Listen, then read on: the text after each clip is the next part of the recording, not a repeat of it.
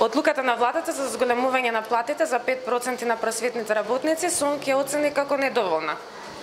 Дали се сложувате дека 5% се малку и дека платите и понатаму остануваат ниски? Врвен приоритет на владата и на Министерството за образование и наука е подобрување на статусот на сите вработени во основно, средно, високо образование и во наука. Така што ние континуирано продолжуваме со нашите напори за подобрување на тој статус и од материјален аспект и нематеријален аспект. Така што од 2018 сте сведоци дека сме имале покачување 5% на платата, од 2019 ова година, почнувајќи со септемвриската плата, ќе имаме пак покачување на 5%.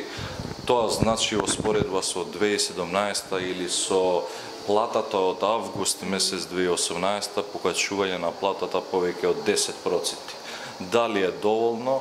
Секако дека наставниците, вработените во националниот образовен систем заслужуваат повеќе и мораме повеќе.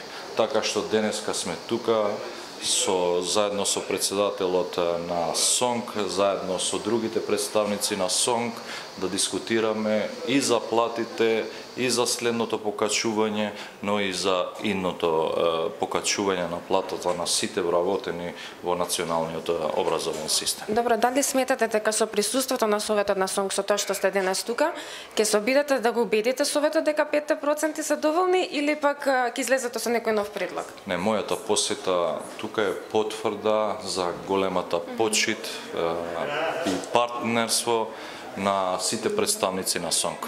Така што ова наликува повеќе на пријателска средба, каде што ќе придонесува на негување на добар, одличен социјален диалог со еден од најголемите наши партнери, како што е СОНК. Добро, ви благодарам.